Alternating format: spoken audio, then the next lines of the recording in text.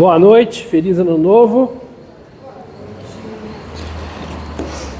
O tema da nossa palestra, quando a gente colocou lá na divulgação, é: você acredita em segunda chance? Não foi esse? Pensa só, né? Eu vou falar hoje da parábola do filho pródigo. Acho que todo mundo conhece essa parábola, né? E essa parábola, Jesus propôs 3 parábolas depois que ele foi para um jantar, ele fez um jantar. E naquela época, na época de Jesus, até hoje, quando você convida pessoas para comerem com você um jantar, são pessoas que você considera, né?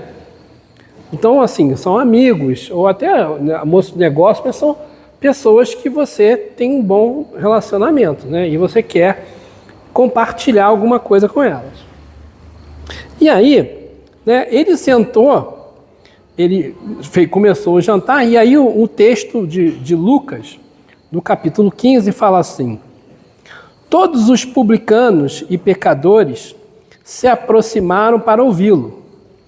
Os fariseus e os escribas, porém, murmuravam: esse homem recebe os pecadores e come com eles?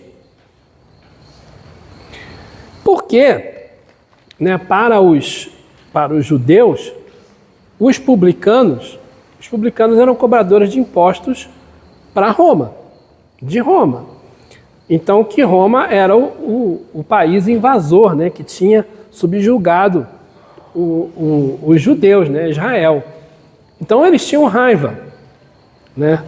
E ele fala que estavam os publicanos e os pecadores. Quem eram os pecadores? Eram as pessoas que não agiam de acordo com a como é que se diz? Com a lei judaica, né? Então, eram os pecadores. E tinha os fariseus, que eram os doutores da lei, e os escribas, que eram aqueles que ajudavam nas sinagogas. Então, Jesus estava ali nessa situação e almoçando com o publicano, com o pecador, e tinha os fariseus e os escribas também. E aí ele propõe uma parábola. Ele propõe, na verdade, 3, mas eu vou falar só de uma, que é a parábola do filho perdido, o filho fiel, o filho pródigo. Eu vou ler direto aqui. Disse-lhes ainda: um homem tinha 2 filhos. O mais jovem disse para o pai: pai, dá-me a parte da herança que me cabe. E o pai dividiu o bem entre eles. Poucos dias depois, ajuntando todos os seus haveres, o filho mais jovem partiu para uma região longínqua e ali dissipou sua herança numa vida devassa. Gastou tudo. Sobreveio àquela região uma grande fome e ele começou a passar privações. Foi então empregar-se com um dos homens daquela região, que o mandou para os seus campos cuidar de porcos. Ele queria matar a fome com as bolotas que os porcos comiam, mas ninguém lhes dava. E caindo em si disse: quantos empregados de meu pai têm pão com fartura e eu aqui morrendo de fome? Vou-me embora procurar meu pai e dizer-lhe: pai, pequei contra o céu e contra ti. Já não sou digno de ser chamado teu filho. Trata-me como um dos teus empregados. Partiu e foi ao encontro do seu pai. Ele estava ainda longe quando o seu pai o viu, e encheu-se de compaixão, correu e lançou-se-lhe ao pescoço, cobrindo-o de beijos. O filho então disse: pai, pequei contra o céu e contra ti. Já não sou digno de ser chamado teu filho. Mas o pai disse aos seus filhos: ide depressa, o pai disse aos seus servos: ide depressa, trazei a melhor túnica e revesti-o com ela. Ponde um anel no dedo e sandálias nos pés. Trazei o novilho cevado e matai-o. Comamos e festejemos.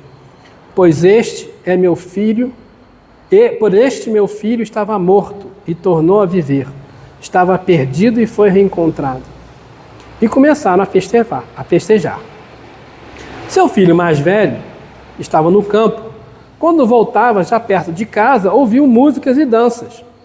E chamando um servo, perguntou o que estava acontecendo. Ele lhe disse: é teu irmão que voltou, e teu pai matou um novilho, porque recuperou com saúde. Então ele ficou com muita raiva e não queria entrar. Seu pai saiu para suplicar. E ele, porém, respondeu ao seu pai: há tantos anos que eu te sirvo e jamais transgredi só dos teus mandamentos. E nunca me deste um cabrito para festejar com meus amigos. Contudo, veio esse teu filho que te devorou teus bens com prostitutas e para ele matas o novilho cevado? Mas o pai lhe disse: filho, tu estás sempre comigo e tudo o que é meu é teu. Mas era preciso que festejássemos e nos alegrássemos, pois teu irmão estava morto e tornou a viver. Ele estava perdido e foi reencontrado. Esse é o texto, acho que todo mundo conhece bastante esse texto, né? Mas a gente está ouvindo esse texto hoje, 2026, no Brasil, né, em Petrópolis.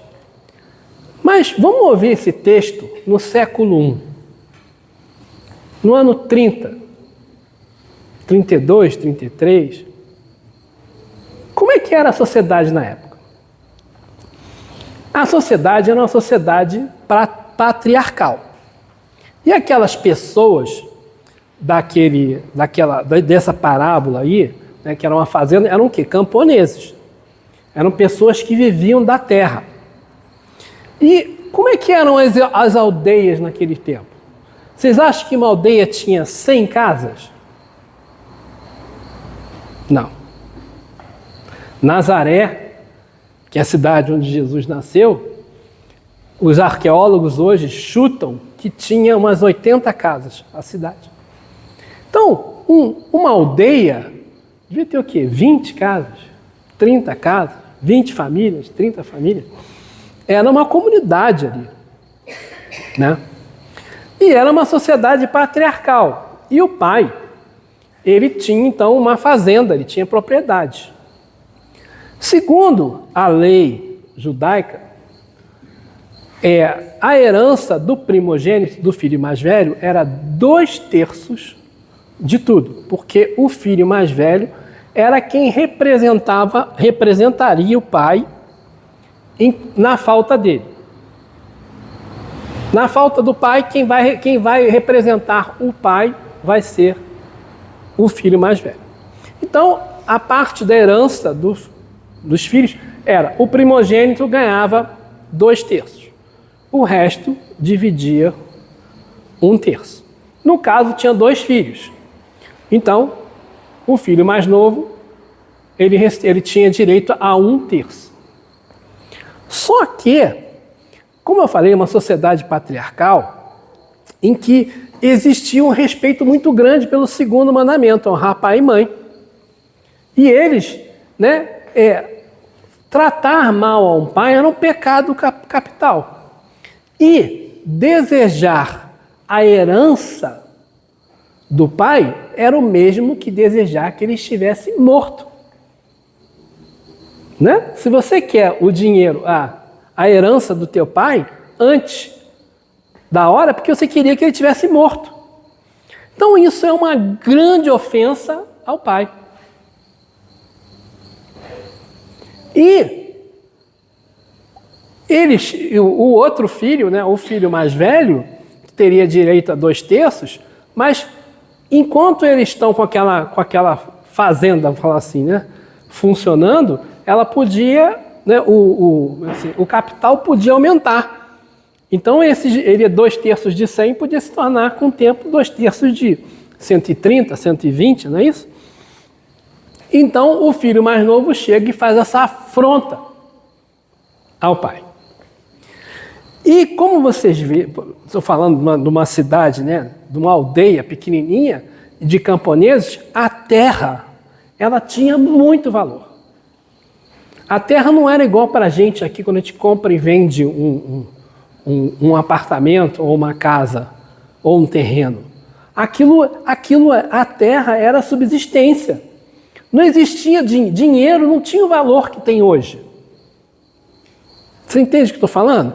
As pessoas viviam da terra, né?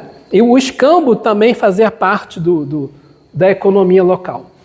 Então, o filho mais novo chega para o pai e fala que quer a parte da herança dele, para ir embora. Uma grande ofensa ao pai, uma ofensa ao irmão e uma ofensa à aldeia. Porque, né, ele também está dividindo uma coisa que, na verdade, todo mundo usufruía. Porque naquela época não dava para você imaginar que eu tinha um arado, né, o Marcelo tem um arado dele, né, a Marta tem um arado dela. Não, a gente dividia o arado. Na hora de fazer a colheita, todo mundo fazia a colheita para todo mundo. Era uma coisa, né, da sociedade, da aldeia, da coletividade. E aí, quando ele faz isso, ele também ofende ali a aldeia e está ofendendo a aldeia não só por causa da parte da terra, mas também ofendendo porque ele estava querendo que o patriarca morresse. Mas, mesmo assim, o pai, né, vai e entrega para ele os bens dele. Deixa eu ver se eu não esqueci nada. Né? Aí, né, como é que depois disso o que acontece? Olha, ele repartiu a fazenda. Repartiu a fazenda, deu 1/3 para o filho. Aí ele fala, o texto fala, passados-se alguns dias, o filho... eu vou pegar até o texto direitinho aqui para não falar de cabeça. Passado alguns dias, ajuntando todos os seus haveres, o filho mais jovem partiu para uma região longínqua e ali dissipou sua herança numa vida devassa. Então ele pegou, a gente subentende que ele vendeu 1/3 da fazenda, pegou o dinheiro e foi embora, porque ele não vai, deve ter vendido o boi, a ovelha, né, a colheita, vendeu tudo, passou os cobres e foi embora. E foi para um lugar longínquo. E nesse lugar ele viveu uma vida devassa, que é o que está dizendo ali no texto, né? Aí, só que ele gastou tudo. Gastou tudo. E veio uma fome. Quando veio a fome, ele foi procurar trabalho. E não tinha trabalho, porque quando tem a fome, por que quando vem a fome? A fome é seca, né? Geralmente naquela região. A gente imagina aqui no Brasil, ó, né, o Nordeste, né?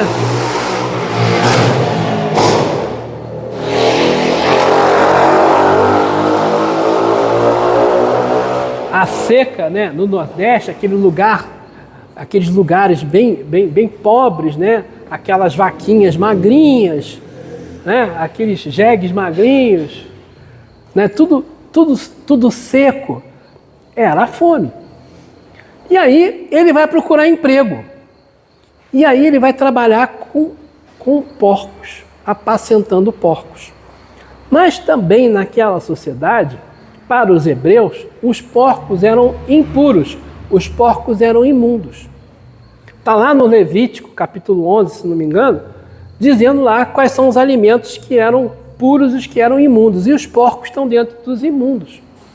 E os judeus, se pudessem, eles passavam longe de porco. Eles não queriam chegar perto de porco. E ele vai, então, vai trabalhar para cuidar dos porcos. Mas ele passava fome. E aí não davam comida para ele. A única comida que ele tinha era a mesma comida dos porcos. Olha só. Que era uma bolota. Eu até descobri o nome do negócio aqui, eu esqueci onde é que está. E aí, alfajor, como é que é? Umas bolotinhas aí, eram umas sementes que hoje em dia o pessoal diz que é um tipo de cacau. É um substituto do cacau. Mas um alimento com pouco amargo e com pouco, como é que eu vou falar, poder nutritivo. E ele então continuava com fome. Aí ele chegou no fundo do poço. Fundo do poço. Aí eu falei, cara, o que eu estou fazendo aqui? Na fazenda do meu pai, até os trabalhadores comem pão, bebe água, não passam fome. E eu aqui longe, larguei tudo longe. Gastei tudo que eu tinha, fiz a maior besteira, dancei. Aí ele se arrepende, e fala, peraí,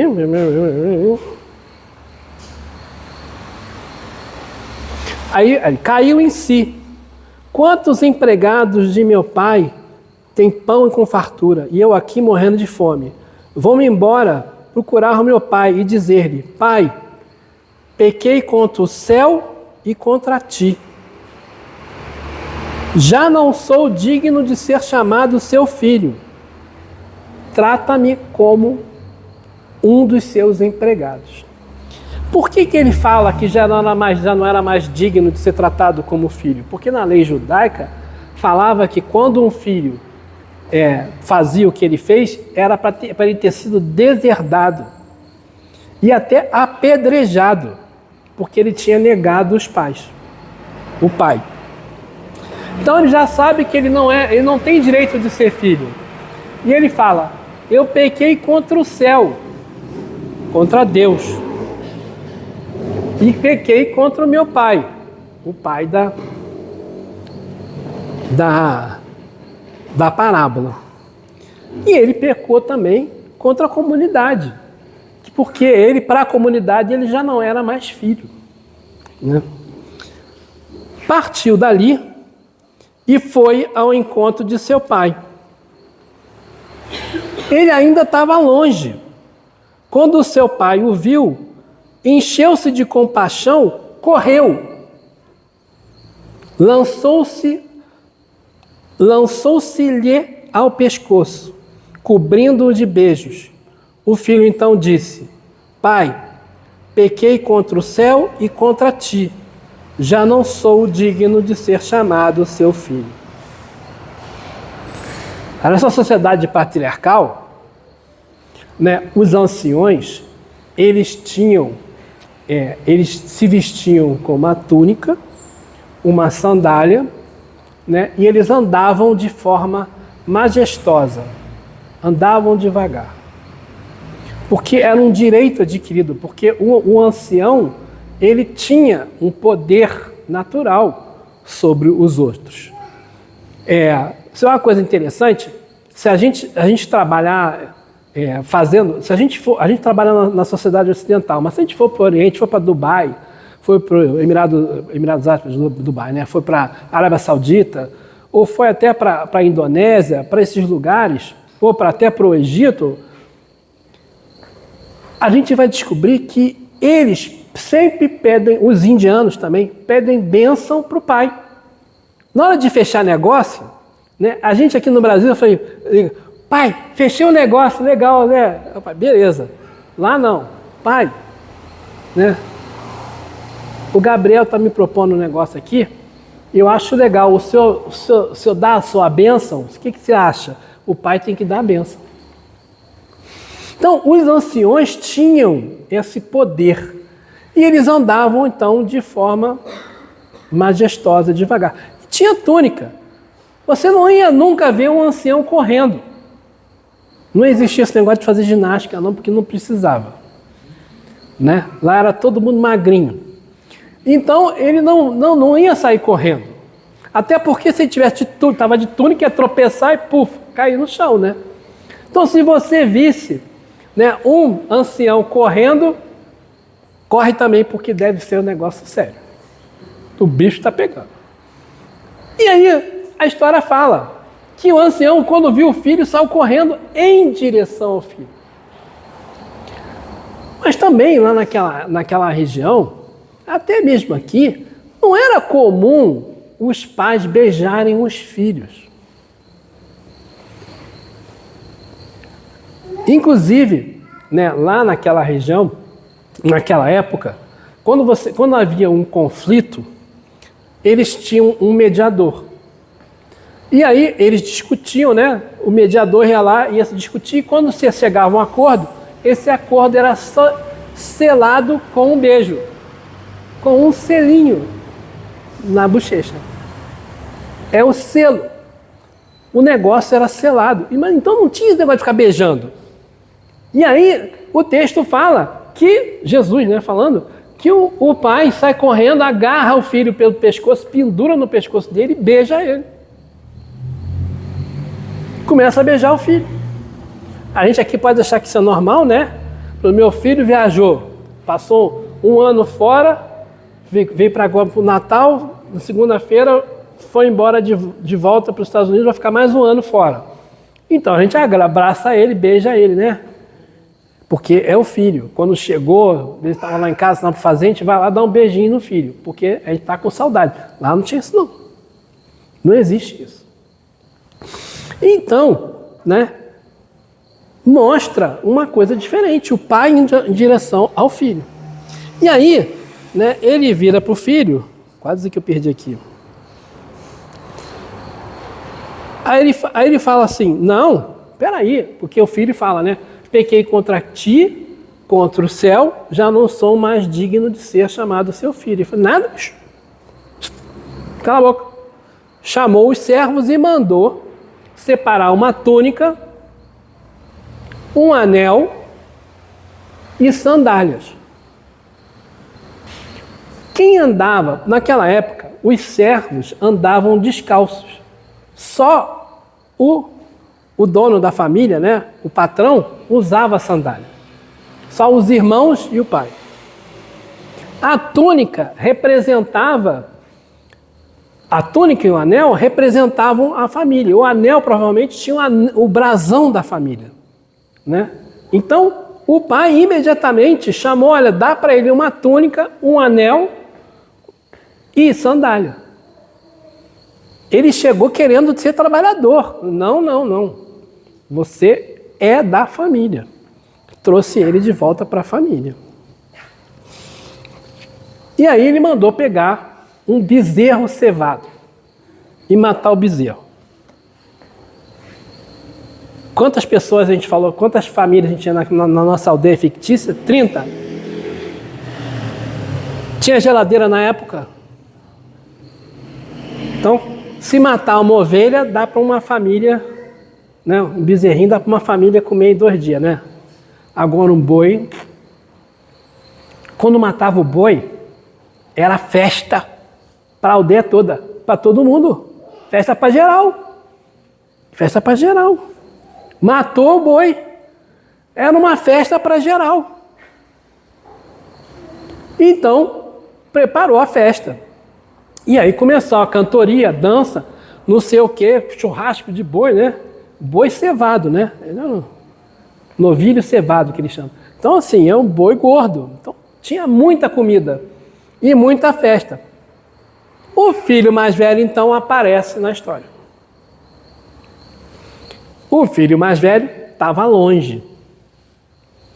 E aí ele chega, vai chegando do trabalho, estava nos campos, quando ele chegou, viu, né, ouviu, né, a cantoria, viu a dança e chamou um servo e perguntou: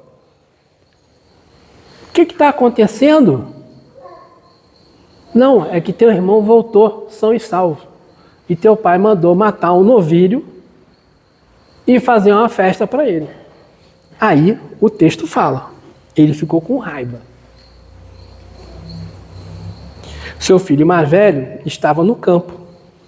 Quando voltava, já perto de casa, ouviu músicas e danças. Chamando o servo, perguntou o que estava acontecendo. Ele lhe disse: é teu irmão que voltou e teu pai matou o novilho cevado, porque recuperou com saúde. Então ele ficou com muita raiva, não queria entrar. Aí o que o pai fez? O pai saiu da festa para suplicar para o filho. O filho mais velho estava com raiva, estava com inveja, né?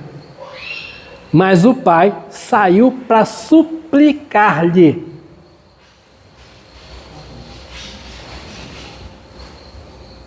Né?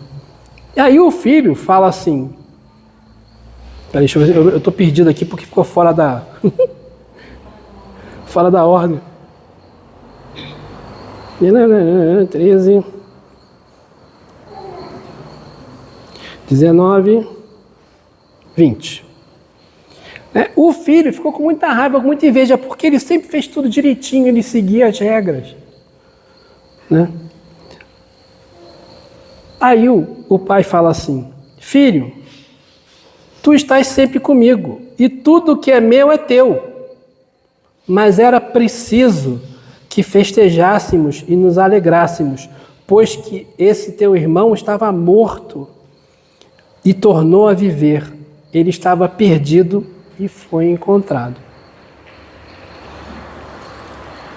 O filho mais velho, ele estava com raiva, porque ele sempre fez tudo. Eu perdi o texto ali, mas ele fala no texto, eu sempre fiz tudo o que você mandou, eu segui todas as regras, eu fiquei com você o tempo todo, fiz tudo conforme os mandamentos, conforme as leis.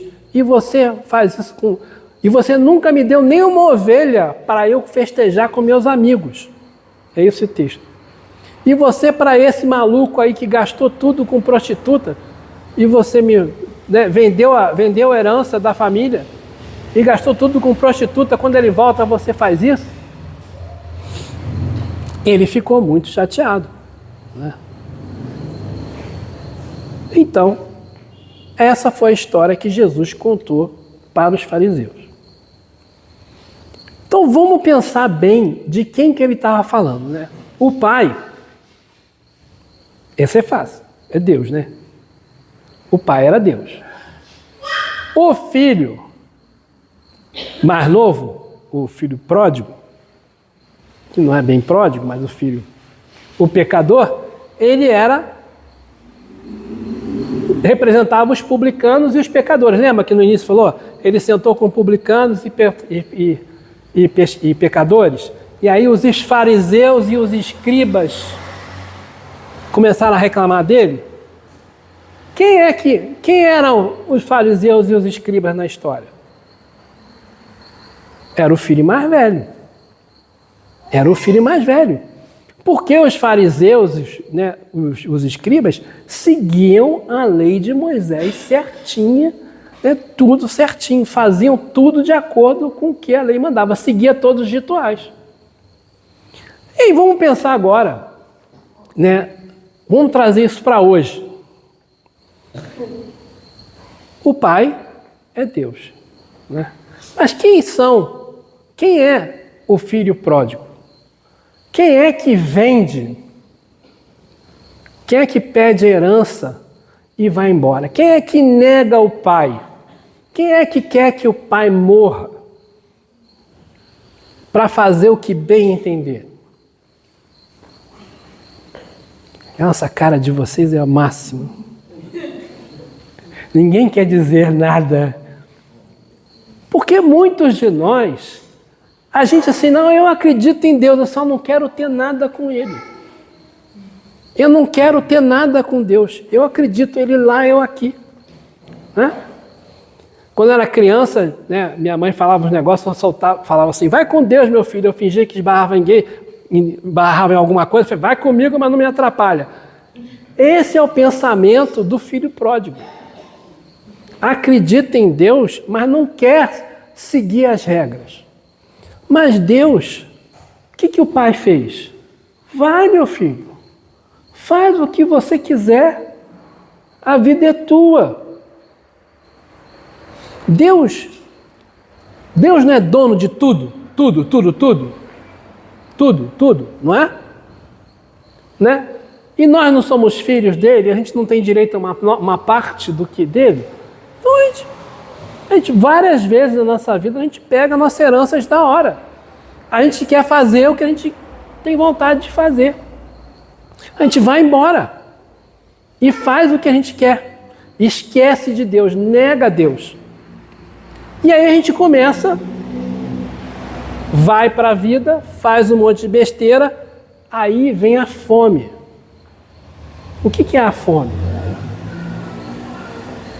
É a prova, é o perrengue, né? É o sofrimento. Aí quando aperta, corre e vem aqui para o centro, né? Aí vem aqui para o centro. Aí chega aqui no centro, eu queria um atendimento fraterno, queria tomar um passo, queria estudar, né? Pô, vai para a igreja, vai conversar com o padre. Eu estava vendo um seriado nessa época de Natal, Ano Novo, e aí tinha uma detetive lá, uma detetive mulher lá, e toda vez que tinha um problema, ela ia na igreja, mas ela só ia na igreja quando tinha problema. Ela ia na igreja, confessava e saía, resolvia o problema. Melhor do que tem gente quando tem problema, vai para cachaça, né? Ela ia para a igreja. Mas representa, aí chega uma hora que o padre fala para ela, cara, isso aqui não é um lugar para você vir só quando está com problema, não. Você tem que vir todo dia, todo domingo. Né? Ela, não, isso não é para mim. Mas quando apertava, ela ia na igreja. A gente faz isso na igreja, faz no centro, faz na igreja protestante. A gente faz direto. Porque a fome bate. E quando a fome bate, a gente se toca. Gente, eu não preciso passar por isso. Eu posso sair dessa situação. Eu não preciso passar fome. Que fome? É fome de que ele está falando aqui? Não é fome de comida, não. Porque ele falava que ele comia as bolotas e não satisfazia. Porque a gente, às vezes, vai para a vida, faz um monte de coisa, tem um monte de prazer, e esse prazer não te satisfaz. Né? Sair para a vida, para, sei lá, emprego novo. A maior ilusão que tem é o negócio de emprego novo, tá? Eu falo de cadeira. Vai arrumar um emprego fora do Brasil. Aí vai, eu todo feliz para lá. Gente, que perrengue que é. Ficar longe da família. Comida diferente. Tu é um estrangeiro, tu é um estrangeiro em qualquer lugar do mundo, inclusive aqui né? Tá me roubando meu emprego. Né? É muito difícil. A gente sofre preconceito e a gente fica achando que é a melhor coisa do mundo. E aquilo não satisfaz. Né? Então a gente às vezes, eu quero viver uma vida de prazeres. Ou esse negócio de ganhar na Mega Sena, né? Eu brinquei tanto com meus filhos, né? Aí nós fizemos um monte de jogo lá e tal. Vamos jogar tal. Aí fizemos uma vaquinha, jogamos. Aí no papo, né? Meu filho falou, não, se eu ganhar, eu dou 500 conto para os meus irmãos, para o meu pai e fico com o resto. Eu tinha conversado com meus filhos que eu ia dar 5 milhões para cada um, se eu ganhasse. Mas meu filho falou que ia me dar 500, eu já sei quanto que eu vou dar para ele, 500, né? A parte dele, que é o filho, né? O filho pródigo, queria um terço desgraçado. Eu falei, vou te dar só 500, vou dar 5 para os outros. Mas, brincadeiras à parte, o que é isso? O que é essa situação? O que era esse filho pródigo? Ele representa o egoísmo. O que é o egoísmo? Eu quero tudo para mim. Eu quero é meu. Eu quero, o que eu puder ter para mim, eu quero. Não importa o que os outros pensem. Não importa o que meu pai vai estar pensando. Não importa o que meu irmão está pensando. Não importa o que a sociedade está pensando. Primeiro eu, segundo eu, terceiro eu. E depois, o que sobrar, eu. Isso é o egoísmo. Porque não foi o que o filho pródigo fez? Só que ele deu com os burros na água, quebrou a cara. Aí quando, né, apertou, voltou voltou correndo. E ele é engraçado que ele fala assim: pai, eu não quero ser mais teu filho, deixa eu ser trabalhador, porque eu só quero comer. E o pai, o que faz? O pai vai correndo para ele. Deus. Não é Deus, não? O pai não é Deus? Vai correndo para ele. Abraça ele. Beija ele. Acolhe ele. Dá a túnica. Dá o anel com o brasão da família. E dá o chinelo. Dá a sandália. Porque ele era filho. Qual é a diferença entre filho e servo? Os servos também atendiam a família, não atendiam? Andavam descalços, mas atendiam. Mas os servos, eles faziam tudo que o pai queria, não trabalhavam, não atrapalhavam, mas eles exigiam uma remuneração. O servo exigia uma remuneração, alguma coisa em troca. Guarda. E o outro filho, o filho mais velho? O que se achava no direito de 2/3, fazia tudo certinho, era o representante do pai, representante de Deus na terra, os fariseus, receberam, né, de Moisés a incumbência, né, de manter a religião judaica.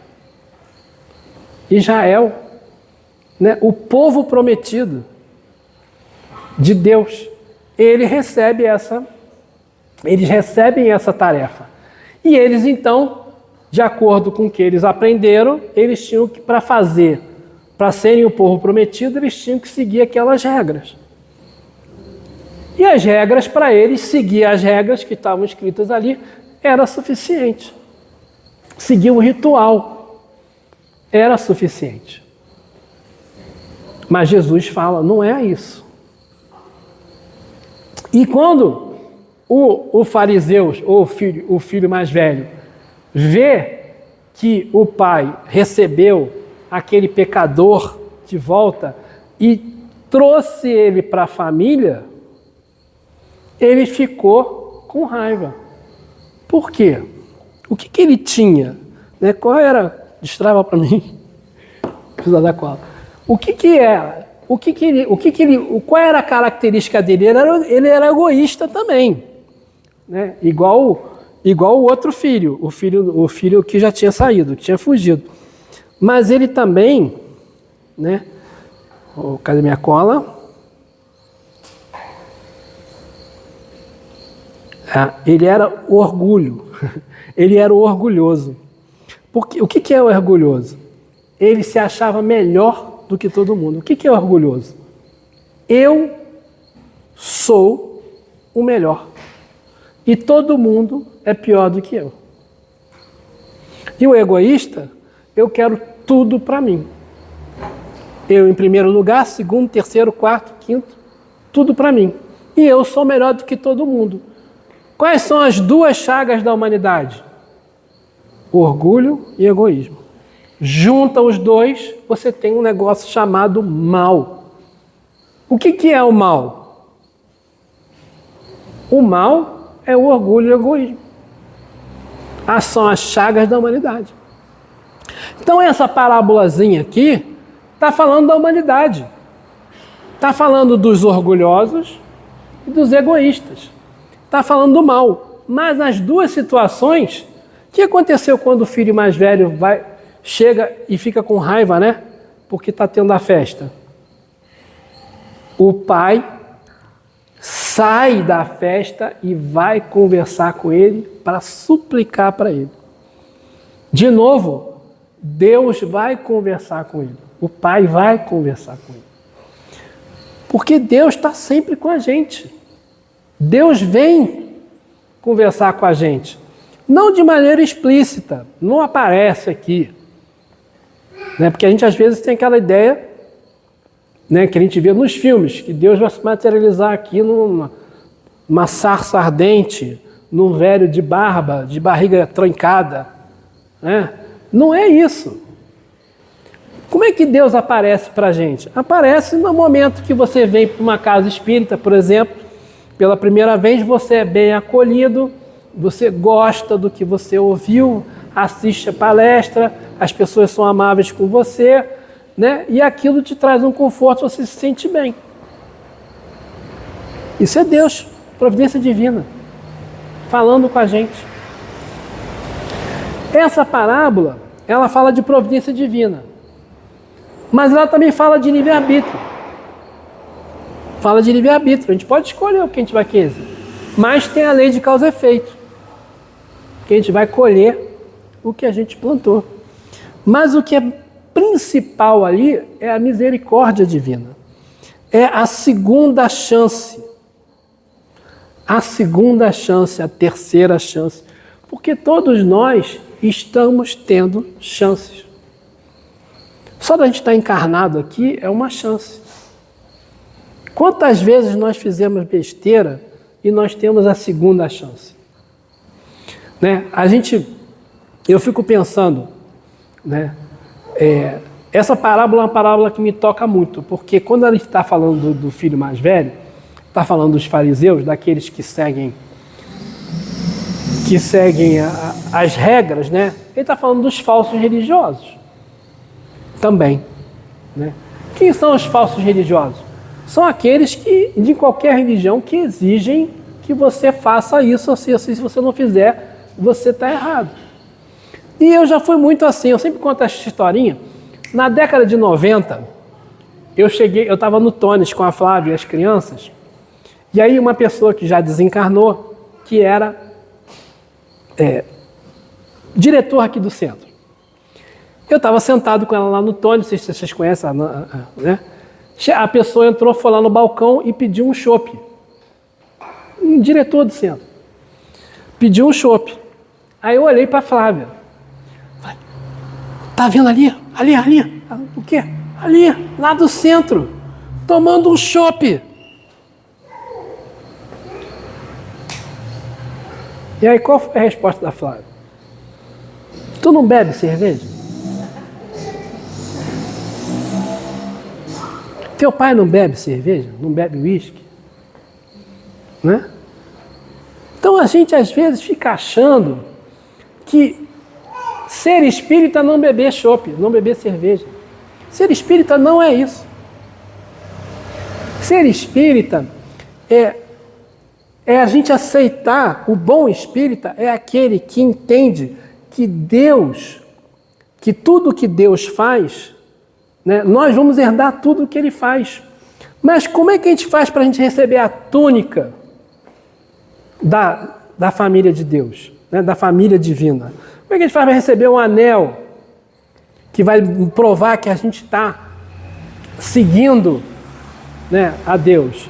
É quando a gente entender que a lei de amor, que a lei de Deus principal é a lei de amor. Né? É esse que é o objetivo de Deus. Fazer com que todos nós entremos nesse ambiente familiar do amor, da fraternidade, de resolver os problemas com amor, de selar os nossos problemas com um selinho, né? Um beijinho. Porque o que a gente quer hoje em dia, muitos de nós, a gente se revolta. Né? Toda vez que a gente se revolta, a Flávia fala assim, tu é muito em cima do muro. Não, graças a Deus, eu não sou em cima do muro.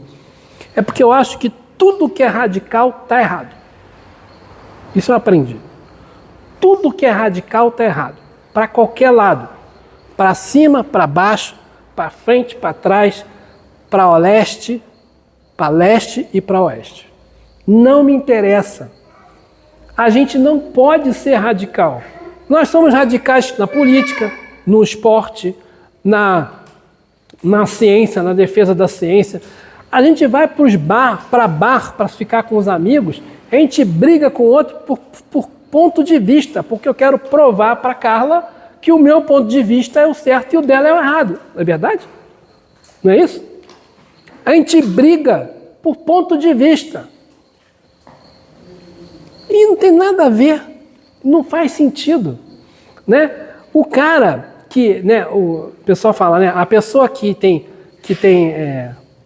muito inteligência, tem muito conhecimento, ganha os argumentos. E quem é sábio não entra na briga. Por que eu tenho que ganhar todos os argumentos? Por que o que eu estou falando é o que serve, é o que vale? Porque a gente ainda é orgulhoso. O orgulhoso é assim. Eu quero ganhar um argumento. Por que você brigou com fulano? Porque eu queria ganhar argumento. Eu conheço uma pessoa, eu não posso falar, tomara que não veja isso. Eu conheço uma pessoa que briga com o outro mesmo sendo contra. Só para ir ganhar o argumento. Eu sou contra alguma coisa. Digamos, eu sou Flamengo, né? Aí Carla é Botafogo, Vasco. Carla é Vasco. Aí só que eu vou discutir com ela, não com ela, fingindo que ela fosse Flamengo, eu me finjo de Vasco para brigar contigo, mas eu sou Flamengo. Não é porque, mas só para poder ter uma briga, para ganhar um argumento, para provar que eu sou argumentar. Gente, isso não faz sentido. Porque a gente não precisa disso. Isso se chama orgulho. Nós vivemos numa sociedade em que a gente é educado, né, a ter sucesso. E para você ter sucesso, o que é ter sucesso hoje em dia na sociedade? Há muitos anos, né? A sociedade ocidental é você ter dinheiro, é você ter um bom emprego, né, uma boa aposentadoria, ter uma casa legal, ter um carro legal. Isso não é sucesso. O sucesso é você... Vou dar uma notícia para todo mundo, tá? Quando a gente morrer, todo mundo vai morrer. Quando a gente morrer, o sucesso é a gente chegar lá assim, cara, ó, você completou o que você se comprometeu a fazer. Isso é sucesso. André Luiz chama de completista. Todo mundo vai desencarnar, todo mundo vai morrer. Mas quem vai morrer é o corpo. A alma vai continuar. Uns vão mais rápido do que outros. Eu vou ser o último aqui de todo mundo, com certeza. Mas, aí vocês me esperam lá, tá? Mas assim, não, porque eu já combinei. Minha programação é 120. 120. Deus abençoe. É, inteiraço. Sem dor no joelho. Sem dor no joelho, nem nada. Então assim, né, a gente precisa viver, a gente precisa ser otimista, a gente precisa acreditar no outro, a gente precisa deixar de ser egoísta, precisa deixar de ser orgulhoso, a gente precisa trazer a lei do amor. Isso não é fácil. Eu estou falando aqui com vocês, mas eu não faço nada disso não, tá? Até a página 2, né? Né, outro dia, porque a pessoa quando chega no centro espírita, né? Vocês estão chegando pela primeira vez, né? Chega assim, nossa, que legal, a pessoa, você entrou ali, né? A pessoa, seja bem-vindo, primeira vez, vou te mostrar o centro. A pessoa vem e mostra o centro. Mas, nossa, que lugar legal, a pessoa faz a palestra, né? Palestra legal, palestrante super simpático, depois vai ter o passe, adorei, aí começa a frequentar, e depois uns 2 meses, fala, no fulano aí não é mole não, hein? Fulano fala umas coisas bonitas, mas na hora do vamos ver, Mas porque nós somos assim, todos nós somos assim. A gente trabalha para tentar se melhorar, mas todos nós, né, ainda somos um dos filhos da parábola. Tem hora que nós somos o filho pródigo, tem horas que nós somos o filho mais velho. Mas, no tempo todo, o Pai está olhando por nós. Quando a gente quiser, a gente se tocar, Ele vem para a gente. Vai nos abraçar, vai nos dar a túnica, vai nos dar um anel e a gente vai calçar a sandália. Porque a gente vai deixar de ser servo, a gente vai deixar de fazer o bem para receber alguma coisa de volta. Não estou dizendo que nenhum de vocês aqui pensou assim, não, se eu ganhar na Mega Sena, eu vou doar tanto por cento. Alguém pensou? É a história do servo. Não, pessoa inteligente não joga. Eu joguei. Eu fiz 10 jogos. Eu fiz a conta. Eu sei estatística, combinação de 60, 6 a 6, dá 1 em 50 milhões, 700 e poucos mil. E eu jogo. Por quê? Porque eu ainda sou o filho pródigo. A pessoa inteligente não joga. Então, assim, agora falando sério, né? A gente, às vezes, se comporta como servo também. A gente faz as coisas querendo retorno. Poxa, eu vou no centro todo dia, faço tudo e agora eu estou doente? Quem nunca pensou isso? Né? Eu vou lá, eu trabalho, eu dou passe, eu faço palestra, eu coordeno estudo, eu faço não sei o quê, estou no ambiente, estou no terceiro céu, né? No movimento espírita, eu faço isso, faço aquilo. Como é que pode isso acontecer comigo? Nós ainda pensamos assim, esse é o pensamento do servo. E às vezes a gente se comporta também como filho de ou um filho ou outro. O que nós precisamos realmente é a gente aprender, que foi o que Kardec trouxe para a gente, que Jesus trouxe para a gente o tempo todo. A gente precisa aprender a viver a lei do amor, que não é fácil, principalmente quando passa aquele barulho ali embaixo, vocês viram a minha cara, né? A lei do amor bateu ali com toda intensidade, né? Tudo que eu pensei de bom para ele. Por quê? A gente ainda não consegue entender o que está acontecendo. O dia que a gente conseguir se colocar no lugar do outro, entender por que ele faz isso, por que o outro está sofrendo, por que o outro sofre com isso, por que o outro faz isso ou faz aquilo, vai ser mais fácil para a gente ajudar o outro. Mas no momento nós ainda estamos na fase, primeiro eu vou me ajudar. Né? Isso aqui eu deixo para a próxima encarnação. A gente também fala assim.